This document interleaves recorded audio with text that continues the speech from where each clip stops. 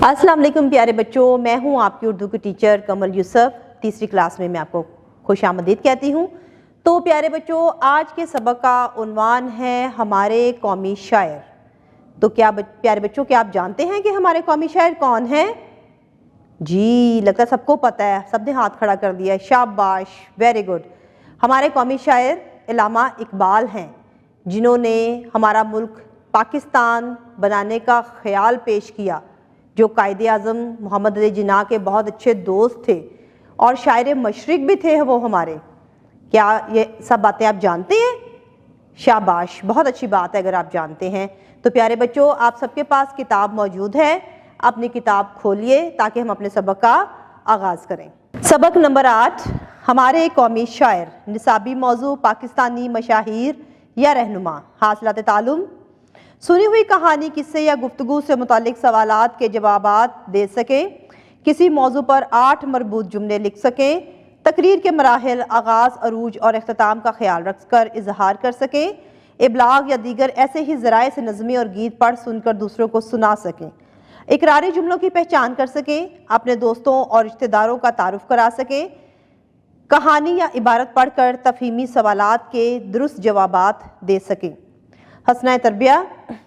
सन 1922 में अल्लामा मोहम्मद इकबाल रहमतुल्लाह लाहौर में किराए के एक मकान में रहते थे। ये मकान ज़्यादा खूबसूरत ना था और खासी खस्ता हालत में भी था। मकान का किराया पौने 200 रुपये था, जो कि उस ज़माना के लिहाज से बहुत ज़्यादा था। एक दिन आप रहमतुल्लाह से किसी दोस्त ने कहा, हज़रत, ये मकान किसी भी वक्त गिर सकता है, आप इतना ज़्यादा किराया देते हैं, इतने पैसों में तो कहीं बेहतर मकान मिल सकता है। अल्लामा मोहम्मद इकबाल रहमतुल्लाह अलैह ने जवाब दिया, आप बिल्कुल ठीक कहते हैं, लेकिन यह मकान एक बेवा का है। उस औरत के बच्चों की गुजर बसर इसी मकान के किराए पर है। मुझे यह मकान खाली करने या किराया कम करवाने में शर्म आती है। इस जज्बे को अल्लामा मोहम्मद इकबाल रहमतुल्लाह अलैह ने अपनी शायरी में भी बयान किया है। लोग वही जहां में अच्छे आते हैं जो काम दूसरों के। अल्लामा मोहम्मद इकबाल रहमतुल्लाह अलैह ने अपनी शायरी के ज़रिए दूसरों को जो पैगाम दिया, उसे अपनी अमली ज़िंदगी का हिस्सा भी बनाया। उनका ये किराया हमें सिखाता है कि दूसरों की मदद करना और उनका ख्याल रखना इंसानियत का सबसे बड़ा वस्फ़ है। हमारे कौमी शायर।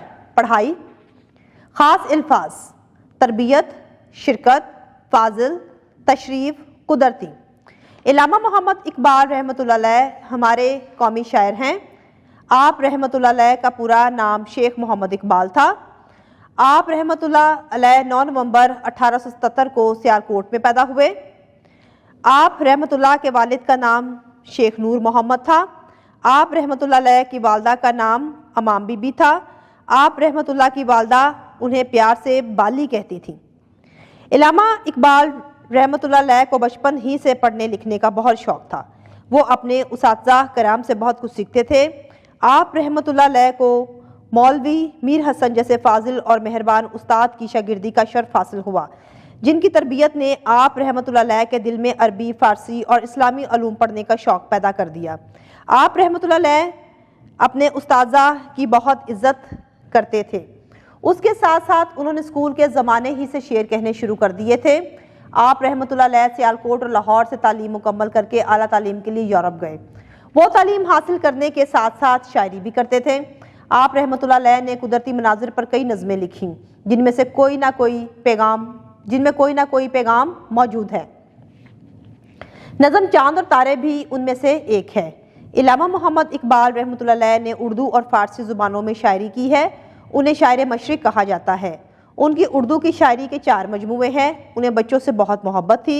उन्होंने बच्चों के लिए बहुत सी नज़में लिखी, जिनमें से चंद मशहूर नज़में ये हैं: पहाड़ और गुलहरी, मकड़ा और मक्खी, हमदर्दी, बच्चे की दुआ और परिंदे की फरियाद।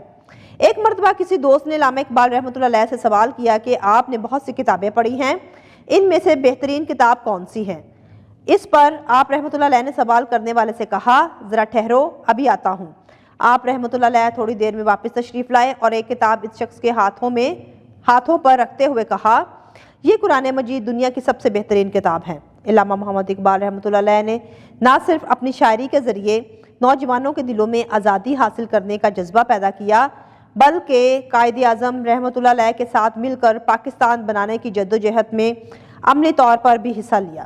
آپ رحمۃ اللہ علیہ باقاعدگی سے مسلم لیگ کے اجلاسوں میں شرکت کرتے رہے۔ علامہ محمد اقبال رحمۃ اللہ علیہ خود اس وطن عزیز کو بنتے نہ دیکھ سکے۔ آپ رحمۃ اللہ علیہ نے 21 اپریل 1938 کو وفات پائی۔ آپ رحمۃ اللہ علیہ کا مزار لاہور میں بادشاہی مسجد کے پاس ہے۔ نئے الفاظ معنی کے ساتھ فاضل، علم کے اعتبار سے دوسروں سے برتر، جذبہ، ولولہ، جوش، تربیت کرنا، تہذیب سکھانا، تعلیم دینا، شرکت کرنا، شامل ہونا۔ مشق نمبر 1، سبق کے مطابق درست جواب کے گرد دائرہ لگائیے۔ الف، علامہ محمد اقبال رحمۃ اللہ علیہ نے اپنی شاعری کے ذریعے دلوں میں آزادی کا جذبہ پیدا کیا۔ درست جواب ہے نوجوانوں کے۔ ب، علامہ محمد اقبال رحمۃ اللہ علیہ کی اردو شاعری کے مجموعے ہیں۔ درست جواب ہے 4۔ جیم، علامہ محمد اقبال رحمۃ اللہ علیہ نے وفات پائی 21 اپریل، درست جواب 1938 کو۔ دال، علامہ محمد اقبال رحمۃ اللہ علیہ کا مزار ہے، درست جواب لاہور میں۔ نمبر 2، سبق کے مطابق مناسب لفظ کی مدد سے خالی جگہ پر کریں۔ الف، علامہ محمد اقبال رحمۃ اللہ علیہ کی والدہ کا نام امام بی بی تھا۔ ب، علامہ محمد اقبال رحمۃ اللہ علیہ اپنے اساتذہ کی بہت عزت کرتے تھے۔ جیم، علامہ محمد اقبال رحمۃ اللہ علیہ اعلیٰ تعلیم کے لیے یورپ گئے۔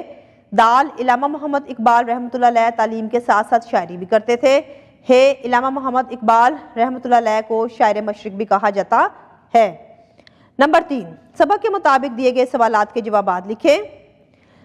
علامہ محمد اقبال کا پورا نام کیا ہے؟ جواب، علامہ محمد اقبال کا پورا نام شیخ محمد اقبال تھا۔ ب، علامہ محمد اقبال رحمۃ اللہ نے کون کون سی زبانوں میں شاعری کی؟ جواب، علامہ محمد اقبال رحمۃ اللہ نے فارسی اور اردو زبان میں شاعری کی۔ جیم، علامہ محمد اقبال رحمۃ اللہ نے بچوں کے لیے کون کون سی نظمیں لکھی؟ جواب، علامہ محمد اقبال رحمۃ اللہ نے بچوں کے لیے ایک پہاڑ اور گلہری، مکڑا اور مکھی، ہمدردی، دعا اور پرندے کی فریاد نظم لکھی۔ دال، علامہ محمد اقبال رحمۃ اللہ علیہ کب سے شعر کہنے لگے تھے؟ جواب، علامہ محمد اقبال رحمۃ اللہ علیہ اسکول کے زمانے سے شعر کہنے لگے تھے۔ زبانی اظہار۔ نمبر 4، اپنے استاد محترم سے سبق سن کر آپس میں بات چیت کریں اور بتائیے کہ آپ نے سبق سے کیا سیکھا ہے۔ نمبر 5، گروہی صورت میں بیٹھ کر اپنے ساتھیوں کو اپنے دوستوں اور رشتہ داروں کا تعارف کروائیے۔ لفظوں کا کھیل۔ نمبر 6، دیے گئے الفاظ کی مدد سے جملے بنا کر اپنی کاپی میں لکھیں۔ مہربان، جدوجہد، آزادی، شاعر، جذبہ۔ تو پیارے بچوں، آپ نے ان الفاظ کا استعمال کرتے ہوئے جملے تحریر کرنے ہیں۔ پڑھیں۔ نمبر 7، سبق کا آخری پیراگراف درست تلفظ اور روانی سے پڑھیں۔ قواعد سمجھیں۔ اقراری جملے۔ دیے گئے جملے پڑھیں۔ کیا یہ تمہارا بستہ ہے؟ جی ہاں، یہ میرا بستہ ہے۔ کیا تم اسکول گئے تھے؟ جی ہاں، میں اسکول گیا تھا۔ اوپر دیے گئے جملوں میں سوالوں کے جواب میں اقرار کیا گیا ہے وہ جملے جن میں کسی بات کا اقرار کیا جائے اقراری جملے کہلاتے ہیں۔ نمبر 8، درج ذیل استفہامی جملوں کو اقراری جملوں میں تبدیل کر کے اپنی کاپی میں لکھیں۔ کیا ماحول کی صفائی ہمارا فرض ہے؟ جی ہاں، ماحول کی صفائی ہمارا فرض ہے۔ کیا آج تم اسکول گئے تھے؟ جی ہاں، آج میں اسکول گیا تھا۔ کیا ٹھنڈی ہوا چل رہی ہے؟ جی ہاں، ٹھنڈی ہوا چل رہی ہے۔ کیا تم نے کھانا کھا لیا ہے؟ جی ہاں، میں نے کھانا کھا لیا ہے۔ کیا مور خوبصورت تھا؟ جی ہاں، مور خوبصورت تھا۔ تخلیقی لکھائی۔ نمبر 9، اشاروں کی مدد سے بوجھیں اور 8 مربوط جملے اپنی کاپی میں لکھیں کہ یہ اشارے کس شخصیت کے بارے میں ہیں۔ تو پیارے بچوں، موجودہ اشارات دیکھیں۔ 25 دسمبر 1876، کراچی، وکیل، عظیم رہنما، مسلم لیگ، جدوجہد، الگ وطن، 11 ستمبر 1948۔